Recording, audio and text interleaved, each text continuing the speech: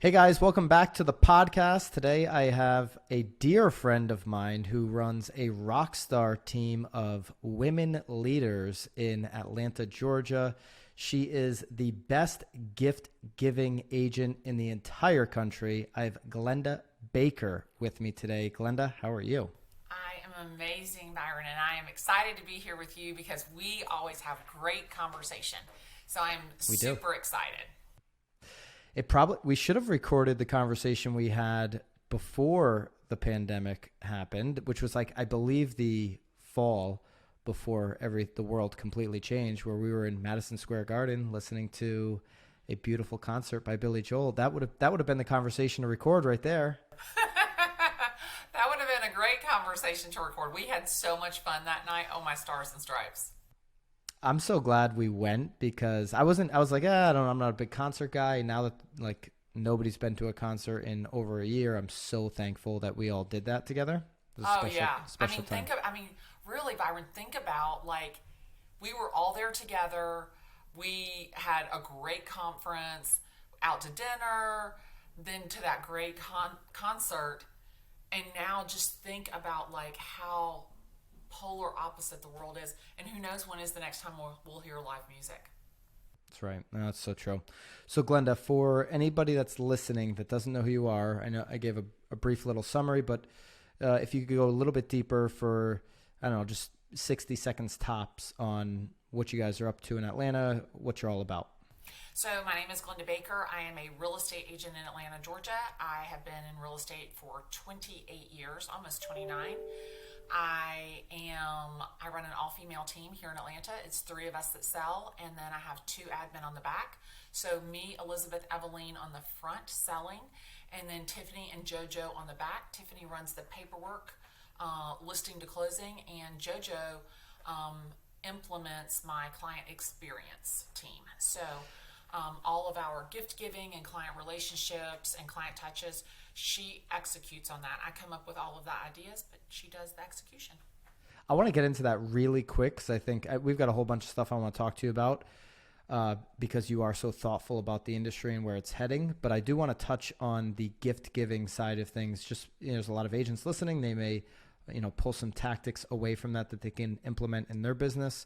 So right before you do that, quickly, how's the Atlanta market? What's the Atlanta market all about right now? And then tell us about what you do to be what I consider the best gift giver of all real estate agents in the country.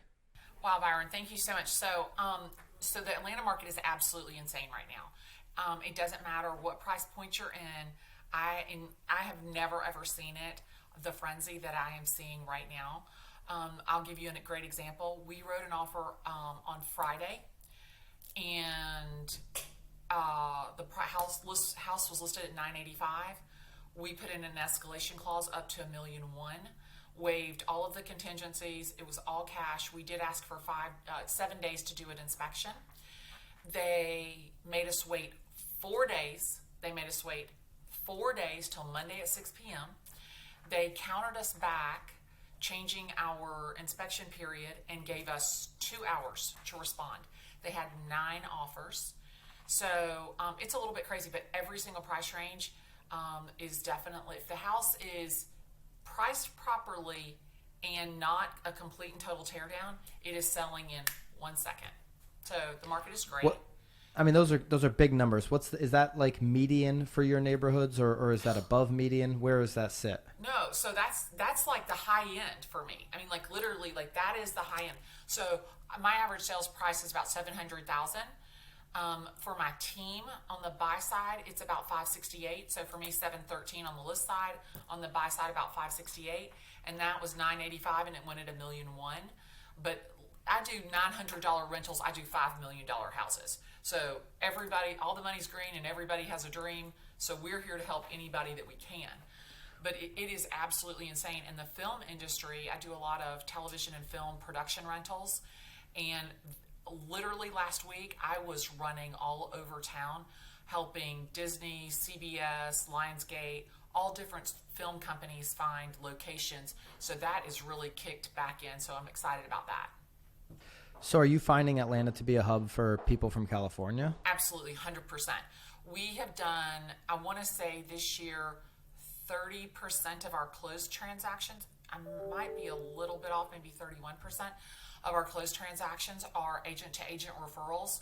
And of that 30%, about 15% is coming from California.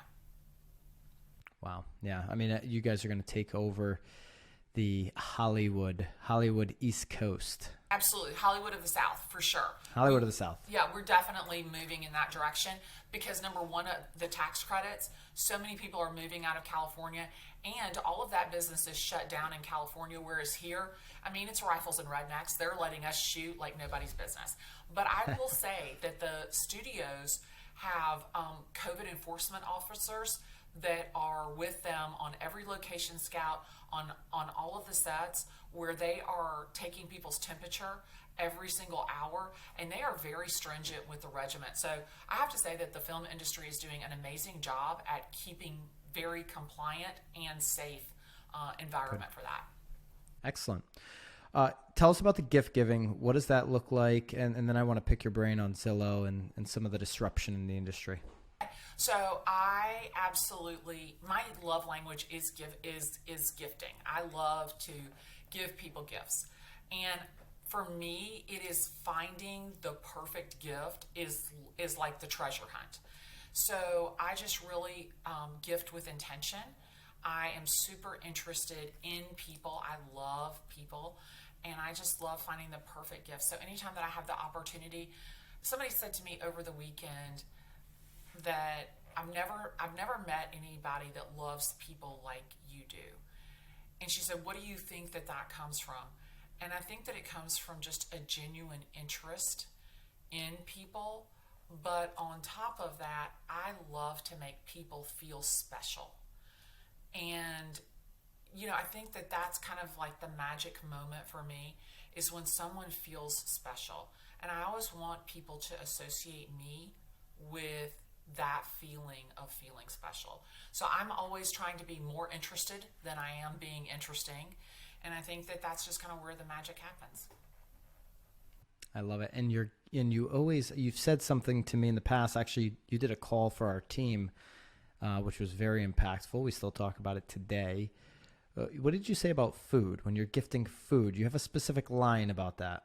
Well, think about it. The first thing that your mom teaches you is, you know, don't take food from a stranger. Don't take food from a stranger. Yeah. And the thing about it is that when you give food to somebody, it moves you from service provider to relationship because people don't take food from strangers.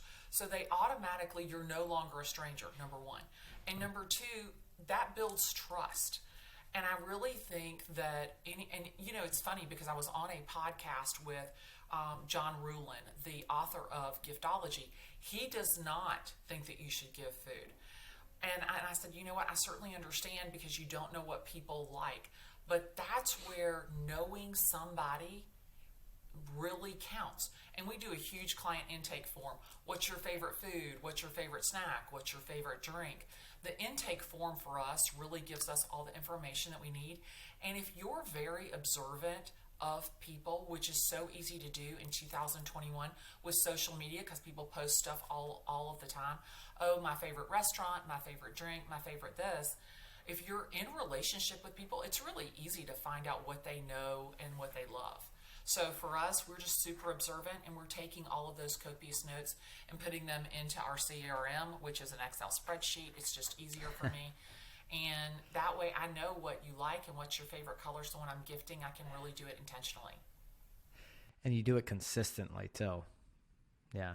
No, you do it better than anybody. So love that. Thank you for sharing. Cause I think there's so many people listening right now. How do I stay ahead of a company like Zillow with all the technology and everything that they're doing to speak to the customer, whether it's Zillow or Redfin or Realtor or whoever, right? And gifting and creating those deep relationships and trust is a way to do that. Talking about segueing over to Zillow here, because this is really why we wanted to chat. You've shared so many thoughts on the company Zillow throughout the years, on your Instagram and other places. Right now, as we sit here in March of 2021, Where are you with Zillow in your head? Are they renting space in your head at all? Are you thinking about them? Are you not thinking about them? What's your take on Zillow right now in the moment? Keep your friends close, keep your enemies closer. That's kind of my theory with Zillow. And do they take up space in my head? No, they don't take up space in my head, but I think that as real estate professionals, we owe it not only to ourselves, but to our consumers, our clients, to be extremely educated and understand what Redfin, Zillow, Opendoor, Knock, what these companies are doing. Because if you don't know what they're doing, you can't advocate for your client. You can't speak intelligently about what is going on in the marketplace. If you just know one thing, then your table's going to fall over because you don't know all of the pillars that keep the table upright. So I think that you owe it to your client to educate yourself on what these companies are doing so you can speak intelligently and proficiently on how they can either work for your client or how they're going to work against your client. So first off, I think as real estate agents, we need to understand what is the game plan. And in my head, that is what I am trying to do whenever I speak about Zillow or any online company is I want real estate agents to educate themselves and understand what their business model is so that when someone asks you, what do you think about my Zestimate? Or when someone asks you, Zillow offered to buy my house, what do you think? That you can actually come back and know what you're saying with certainty and clarity for the consumer. So that's why Zillow is always on my radar, number one. And they're marketing for some of their solutions to, you're worried about moving because you don't have a place. Like, we'll do the trade-in, we'll do the down payment assistance, right? You mentioned Knock. They're in HomeLight, some of these companies that are creating products that are very desirable for a consumer that is just on their phone doing their own research. And if they come to you with questions as the real estate professional, and to your point, you don't know what Knock is doing in your market, or you don't know what Opendoor is doing in your market, that's going to create a lot of confusion for them. If you're just like, hey, I can set you up with a feed on the MLS, that's not going to cut it anymore if you want to be the agent of the next 5 to 10 years. Are you taking leads from any of these companies right now, or are you just completely building your business outside of the channel accounts like Zillow and the rest of them? We actually get a lot of leads from HomeLight, which is another online service that also offers to buy properties. And I will tell you, the quality of the leads that we get from HomeLight are very, very good. We have been anywhere. And their listings too, a lot of times. Yeah. So, yeah. And we love that. But this is the thing, is that we've spent anywhere from $500 a month to $17,000 a month on Zillow. So I was on the agent advisory board for them. When they first started, I feel like I understand their business model. I've also been to symposiums here in Atlanta with the economic director of the South that had Opendoor as a guest, because I want to understand what their business model is, because I've had friends that I've gone on the listing appointment and they've said, hey, Zillow offered me $175. Zillow offered me $319. And on my friend that they offered $175,000, I said, run to the closing table. I can't get you $175 in its current condition. I'm going to tell you $125. And literally in the condition that it was in, wow, I could only get her $125,000. She took the $175 offer from Zillow, which netted her $139 after they took out all their fees. She ended up $15,000 on the positive. So, and then she became a cash buyer for something else. So for me, don't feel threatened by these online companies.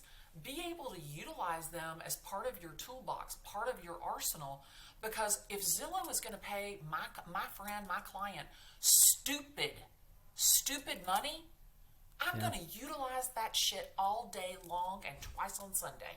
I mean, right now they're running ads in my marketplace about that they will pay you your Zestimate. They will pay you your Zestimate. The Zestimates in Atlanta, sit down, are off 13 to 17%. If you're going to pay 13 to 17% over the market value, my people need to sell to Zillow all day, every day. Keep in mind, that the average service fee on Zillow is 11.4% in my marketplace. So 7.5%, because real estate agents are overpaid at 6%. So Zillow's going to charge you 7.5% because they're such a much better deal. Then they're going to do that seller concession.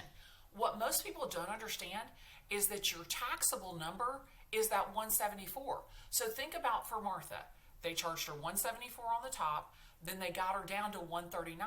She didn't want to pay the taxes on the gap because it was an investment property for her, but she ended up having to do that. So was it really a great deal? Maybe, maybe not, but it was better than I could get her at 125. Yeah. And guess what? Martha is going to come back to you over and over and over again because you provided her such value, made her more money in the end. Even with the taxes, you definitely made her more money on that investment property.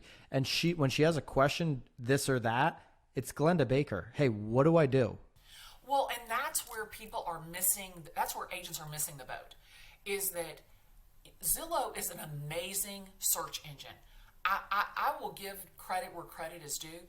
Their platform for search is so much easier to navigate than anything I'm going to hook my clients up with. And they have a direct feed from the MLS.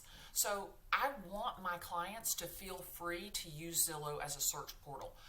Telling my clients, stay off Zillow, don't use Zillow, that's not realistic. Go ahead, use it as a search portal. But you need to make sure that the relationship that you've created with your client is that they're coming to you to verify the information. They're not going to Zillow to verify the information. And if they're doing that, that's on you. You lost them. You aren't in the right relationship with your client if you are not their verifiable source. How are you doing that? I mean, obviously you're staying in front of them with food and gifts, right? You're staying very much top of mind to probably your A client list. How else can agents do that? Make sure that the conversation is coming back to them. There has never been a more vital time for you to understand data. So for real estate agents, it's not only the consumption of the data, but it's the interpretation of the data. So you've got to be able to consume the market knowledge and the information, but you've also got to be able to interpret it. That is the gap that Zillow can't get to, because they don't know that in my county that 63% of the people in my county are over 62, and that X number percent have had knee surgery, that a master bedroom on the main floor has a huge value. So that's the thing that real estate agents aren't grasping, is that your ability to consume market data and then turn around and interpret it to the consumer is really your value-driven piece of the puzzle. All of the other shit, I mean, seriously, search for houses, you can do that on any portal. They don't need you to search for houses. They don't even need you to access the houses, really. What the consumer needs from a real estate agent, number one, is the ability to interpret the data. Number two, the ability to negotiate the deal. And number three, to mitigate their exposure to risk. If you are not providing those three things as a real estate professional, you suck. We're clipping that one out, Bobby, and running that on repeat, not only for the team, but all over Instagram. Every agent needs to hear those three right there. That was beautifully said. And listen, I think with the amount of information that's coming out, you can go on to Redfin and you can look up some pretty significant data as a consumer, right? You can look it up and see charts and these kinds of things. With the amount of information, I think there's going to be more questions that consumers have, not less. There's going to be more people as we get into a place where the dollar is a little bit uncertain with all the money we've printed. And do I go Bitcoin? I think there's going to be more interest in real estate over the next 10 years, not less. And there's going to be more questions because there is so much data. And what does that mean for me locally? What does that mean if I want to make an investment or buy a second home or upgrade my home? And we need to really, as agents, as you said, understand that data and be able to interpret it. And I love what you said there. Mitigate the risk. Well, yeah, because there's risk in all these purchases. Well, but that's the thing, is that is people think that they can sell their house to Zillow, that they can sell their house to for sale by owner, and that there is no risk. The exposure to risk right now is insane because everybody is very litigious, number one. And number two, you don't know what you're doing. As a homeowner, you don't know what disclosure you have to have. And especially in my state, ignorance is not bliss. So when you say that you didn't know about the water leak that you had AquaGuard come out and fix half-ass, and that is easily traced back, I'm telling you right now, the exposure to risk is extreme. And just sounds like that's happened. The AquaGuard example. Yeah, it has. And I mean, that's the thing is everything is traceable now. Like, you cannot believe. So it's not like it's 1972 where you had Joe the plumber come out and, spit and glue that leak together and nobody ever knew that the house had mold. It's 2021. All of that stuff is very traceable. And this is what I think that people don't understand. They think that real estate agents, oh, well, in this market, I can just stick a sign in my yard and I can sell my house. It's, lickety split. I'm not getting paid for the 3 days it took me to get your home sold. I'm getting paid for the 28 years of experience that kept your ass out of jail, that got you the most money, that told you that just because the neighbors sold for $740, I can get you $800 because your lot characteristics are so different and in demand. And that's what I think that a valuable real estate agent brings to the table. Absolutely. Are there going to be agents working directly for Zillow, like Redfin and some of these other companies? Is that in the future? So last week when I checked, Zillow has 49. So they're a brokerage here in Atlanta, and I just want to give the disclaimer. If you're with NAR, I am not talking about Zillow the brokerage. I am talking about Zillow Group, the search portal, the platform. I'm not talking about Zillow the brokerage, so I don't want you to think that I'm saying anything bad about another brokerage. Zillow is a brokerage here in Atlanta, and as a fact, they have 49 agents employed in Atlanta, Georgia, through their brokerage. So really? They are a brokerage. This is news to my ears. Oh, Byron, I am bringing the facts, brother. They are a lender, a buyer, a seller, a brokerage, and a data provider in my market. And I'm in Atlanta, Georgia. Are those 49 agents operating similar to Redfin? What's the model? They're operating, they're getting paid hourly and 10%. 10% of the total. 10% of the commission, $10,000 commission, $1,000 bucks. So they're getting paid hourly plus that 10%. Plus what's the hourly range? Is it close to the median in the market, or 15 to 19 is what I hear. Dollars an hour? Yes. Oh. Yes. And I went back and pulled all of the license numbers, and all of the license numbers, the average the average tenure of the agent for them is like 3 days. Like literally, they've been selling real estate like less than 3 years. Very interesting. And this model has been going on for just this year. How long?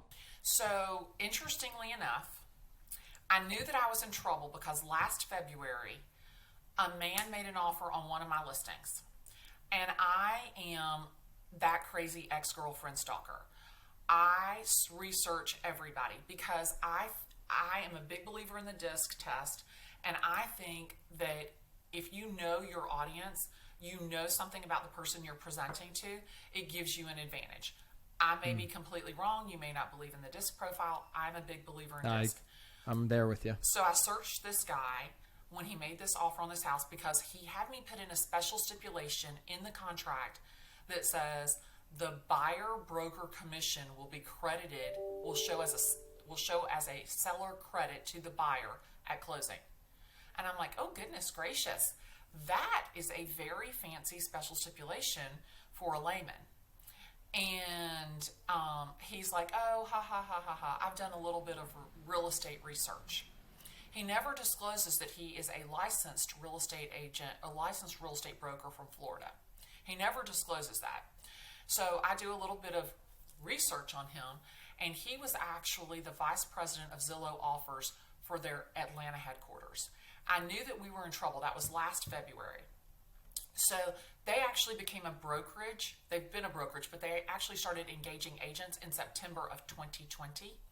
And so for us, I knew that their business model was changing. They had a broker here in Atlanta that was running all of the houses that they bought, that was selling all of those.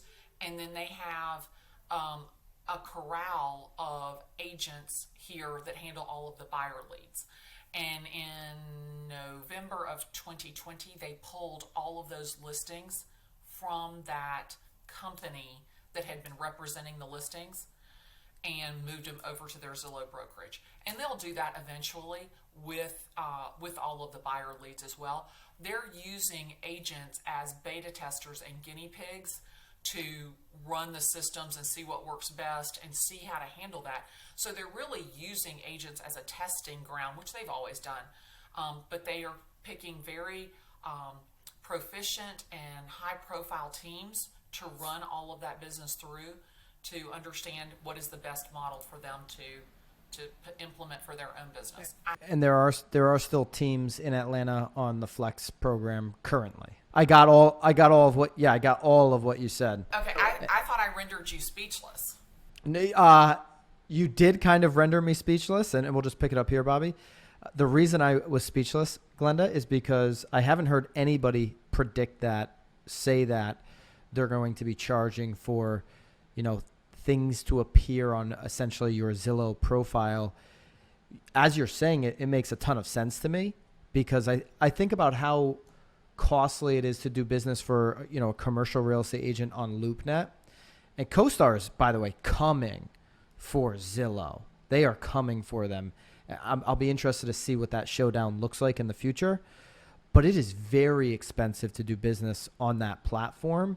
And so why wouldn't Zillow do the same thing with their platform? To your point, once they've already put in, we're really thinking, ahead here. Once they've put agents into every single market that are working directly for them. And think about it. If they take out the flex, so when they've taken the seller leads, then when they take the buyer leads, then they still need us as the real estate industry to finance their business model, because that's what we've done basically, is we've financed their business model thus far. So if they're keeping all of the leads and they're keeping all the buyers and the sellers, they still need us to finance it. And the way that they're going to get us to finance it is by showing our listings, by showing our past solds, and showing our reviews, and they're going to charge us for that. I promise you, it is coming. And agents, and this is what makes me insane, is that Zillow is great at making noise over here with showing time. Like, here's all this noise over here at showing time, and agents are focused over here that they don't see them running down the field with the ball over here with the reviews and the past solds. They're focused, they're going to get my data. They're going to get my client's data. Oh, this is terrible. This is horrible. They already have your client's data. When you told Bobby and Susie to go to Zillow to write you a review, they took your client's data right there. I mean, hello. 7 out of 10 consumers have already registered on Zillow. That's right. Like, when you go, the little skip is literally a 2 font in gray. You can hardly find it. You think you've got to register to get on there. Most consumers don't understand that when they click terms of service, I accept, that they're accepting for all of their data to be sold as a lead to a real estate agent. They don't understand that.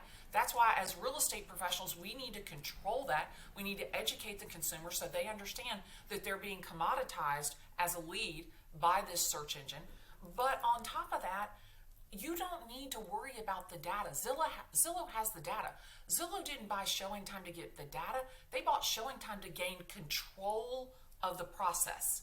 Period. Yeah, I mean, to your point, if they're going to have agents in every marketplace soon, then showing time is going to be a very useful tool for them to go ahead and set those showings up. I've agreed with you the whole way through on the data. They've had it forever. Even our best clients that trust us with any transaction that they're ever going to do. You know, speaking back to Martha, who you helped accept a Zillow offer, in fact, right?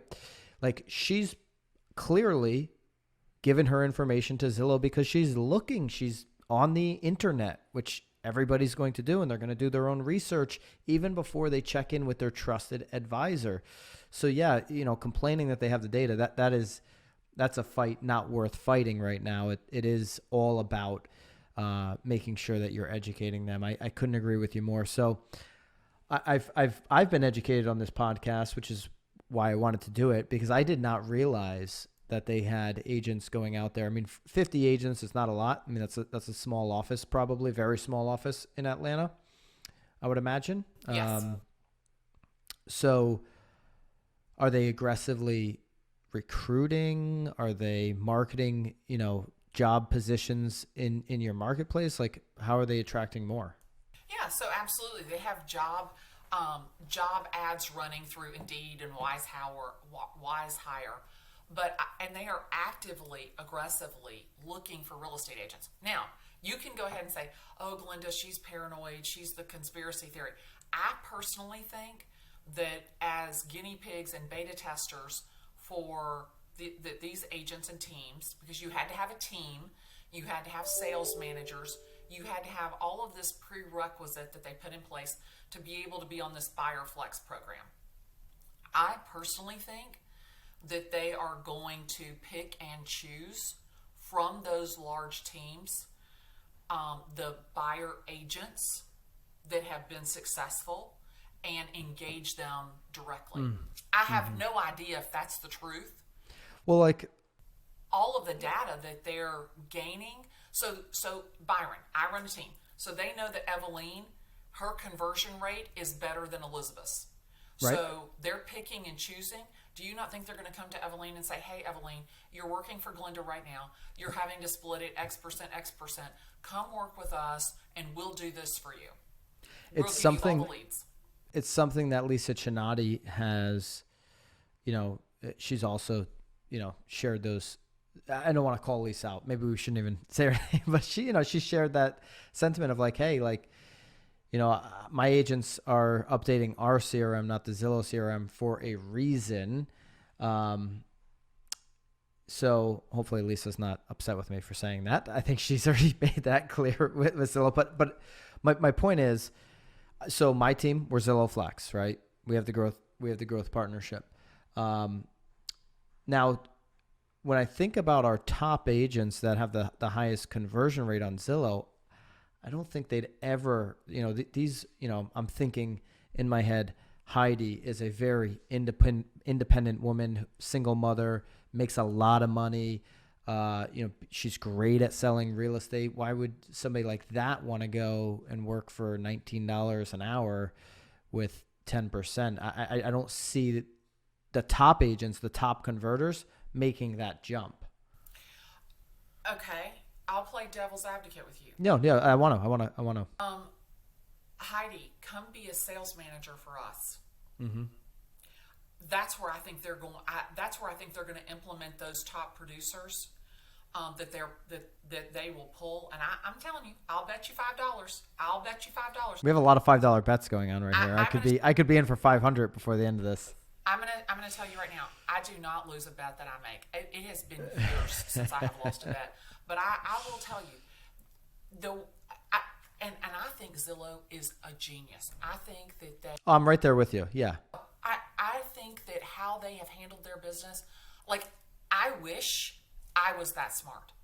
So I honestly do not know how in the world that they would not do that. Because if I were running a business and I had the intel on who were the top converters, you don't think that I would go after those people as a headhunter? Absolutely. Every day and twice on Sunday. So why would they not? It just makes sense. So I think that they will do that.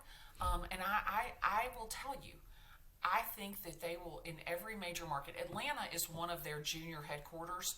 So they have Tucson and Phoenix and Atlanta where they have test markets. And everything that I am seeing here tells me that they will do that. And I don't think that story, what you've shared on this podcast has been told to the industry. I mean, I haven't heard it, and I'm pretty, tuned in. I feel like Yeah. I don't know that a lot of agents and even brokers realize what you just said. Well, Byron, this is the thing that makes my head spin around, snot fly out of my nose, is I kind of waded into these waters on Clubhouse, I don't know, maybe a month ago. Have you gotten on the Zillow Killer channel? No, not on the Zillow Killer channel. I was actually in the real estate networking room. Okay. And maybe two or three of the people in there were NAR officers or whatever NAR has up there. And I don't mean to dismiss that. I'm not trying to be disrespectful. But they're like, Glenda, you can't talk about Zillow because they're a brokerage. Let me explain something to you right now. That is the problem with NAR and our industry, is that they're so worried that I'm going to offend Zillow by talking about them as a brokerage that they never ever faced the facts in front of them that Zillow was coming for this industry. And I absolutely 100% put responsibility on our association that they weren't on the front of the wave, educating us as real estate professionals and doing everything that they could to give us every tool to fight a company like Zillow, or at least maintain our head above water. Because telling me, oh, you're going to offend them. It's a violation of the code of ethics for you to talk about another brokerage. I'm not talking about the brokerage. I'm talking about Zillow Group as a search engine platform that is as a public traded company. Yeah. Thank you very much. And that's the thing. You're so worried about the code of ethics over here about some brokerage. You're not even looking at what is the real problem. And that is educating your members on how to take better care of their clients and deal with a company that has not spent $1 after the transaction closed.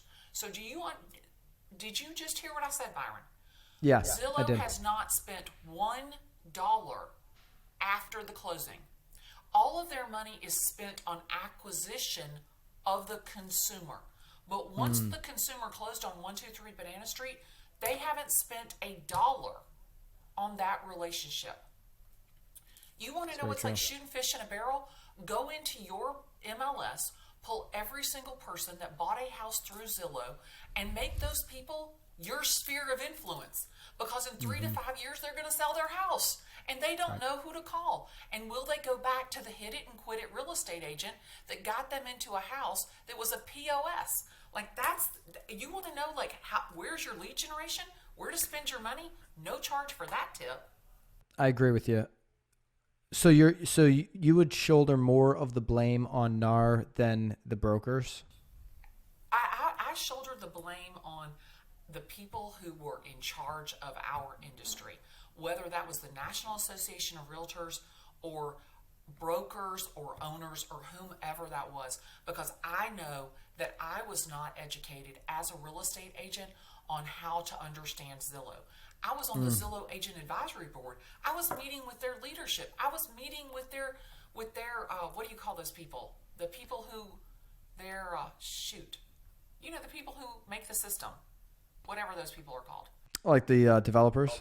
The developers. Thank you, Byron. Sorry, I had a fart there. Oh, sorry. That's all right.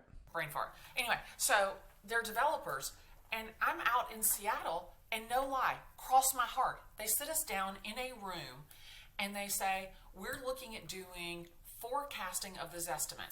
So this is back in the olden days when you went on and it said your house was worth $300,000. But there was no forecasting. And every agent in that room said, wait a minute, let's think through that. If you're a buyer and you see that the value is going down, are you going to buy 123 Banana Street? And if you are a seller and you see that the value is going up, are you going to list 123 Banana Street? And the entire group said, forecasting the value is not a good idea. The entire group of agents said that. 3 weeks later, they rolled out the Zillow forecast and the Zestimate forecast. that was when I Yeah. knew right there that I was not in friendly waters. I knew that they were literally taking the data that they were getting from this agent advisory board to put together their platform.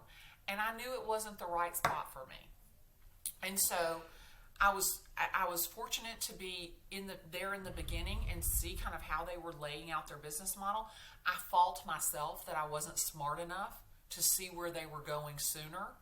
But again, I think they're a genius. I had the opportunity to sit next to Rich at dinner and listen to him. And the man is an absolute genius. And so I don't fault anybody for being smart and creating an amazing business model. I fault us as an industry for not facing the facts sooner. Yeah, and I would, I agree with you on, how I framed up the question with shouldering blame on NAR but there are limited, there's an abundance of resources there, but their problem is they spread them out all over the place and kind of squander a lot of our resources. But certainly the brokerage community as well by just not innovating, but that is also, the market, right? And so people come in and take. So it is what it is there. If you're the last Zillow thought here, because then we'll wrap this up with something else. But if you're a team like mine who is doing a lot of business on Zillow, do you continue to do that business or do you shut it off? I'll give you my thoughts on that, but I'd love to hear yours. Ride that horse as long as you can. I made a truckload of money on Zillow leads. Ride that horse as long as you can, but you need to be prepared and you need to be nimble enough in your business that when they shut that shit off, you need to be able to pivot in one flat second. So I think that any business model where you're making money, you ride it as long as you can, but you need to be nimble enough to be able to pivot if that ends tomorrow. Just like open houses ended with COVID. We did a ton of open house business, but when that ended with COVID, I did 18% of my business was open houses last year. In 2019. Right. So when that stopped, I needed to be able to do something else. That is versatility.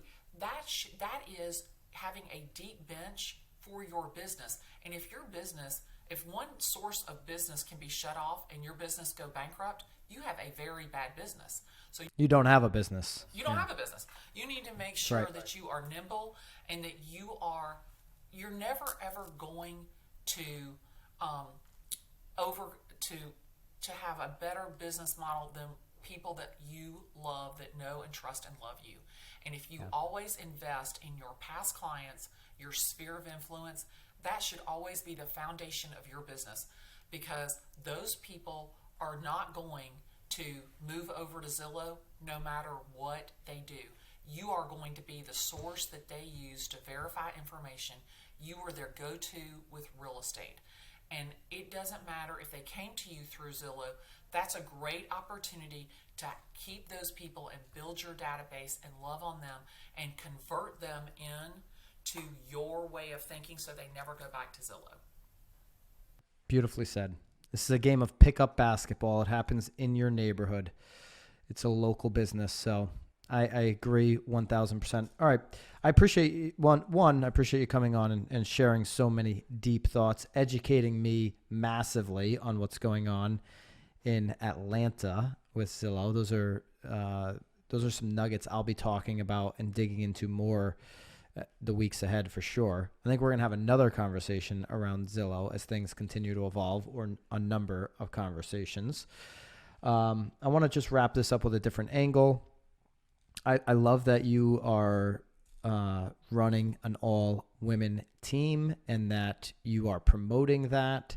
What does that mean for you as a strong female leader in this industry? What does it mean to you to be able to do that? And has that always been the case? And how's that look going forward for you? I would probably say that I have always been a champion of women. I was raised by a single mother. I was a single mother myself. And I have always wanted to champion women. I want to build generational wealth and legacy wealth for the girls on my team. And I think that when you, especially as a woman, when you invest in a woman, really the exponential growth that you can give another woman is more than anybody else. So I feel like it's my obligation, it's my duty, just because I was invested in by so many women. And I will tell you, Elizabeth has worked with me for 20 years. 20 years. I hired her when I was pregnant with my son, so a little over 20 years. That was back in 2000. I started with 2 women, and it's just worked better for me. I have thought about hiring men, not that I wouldn't, because I don't want to be hit with discrimination. No, I understand that. Yeah. I haven't found anybody who works as well. And for us, it's about culture. We are really, really into culture, and I love promoting my team. And again, right now, I'm looking for investment opportunities where we can invest in a property, we can fix it up as a team, we can turn around and sell it, because I want to help the women on my team build generational wealth. I love it. I love your style. You are so authentic too. I think, everyone that's listened this deep into the podcast can really resonate with you on so many different levels. And so, Glenda, everybody should go over to Glenda's Instagram, which I believe is was it Glenda.Baker? It's just Glenda Baker. I'm the most unanonymous person in the world. It's Glenda with 2 N's. That's the only thing that's a little bit strange. It's Glennda Baker, B-A-K-E-R. Yeah, no doubt. And you can find me Instagram, Facebook, TikTok. Oh my God, I love TikTok.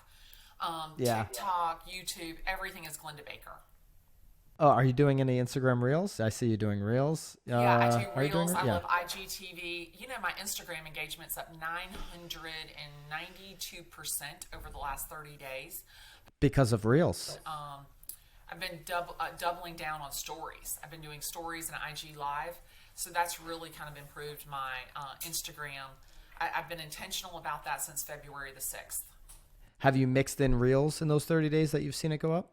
I have, but you know, Byron, believe it or not, I talk a lot. That 30 seconds is killing me. That's why I prefer TikTok. But I actually just completed, so I batch film everything. So yesterday I shot for 11 hours, and I did a new series about how to buy when you need to sell. And so I did that series, and those reels will come out at the end of this week. So we'll do a little bit more of those, and we're doing some more like snackable feature space snack size video for our houses. The 3-minute house video is so 2015. So now everybody wants snack size. So we're trying to do everything 30 seconds to 30 to 60 seconds. Ooh, we're always trying to innovate our listing video style. So I'm going to check out your stuff. Everybody should go check out Glenda Baker, 2 N's on Instagram. And Glenda, I really appreciate your time. I cannot wait to see you soon, hopefully, when we can do something again. Absolutely. And really just appreciate all your insight. You are a power leader in this industry. Everybody go follow Glenda. Thank you. Be well. I'll talk to you soon. Thanks, Byron. I love hanging out with you. I appreciate you having me today.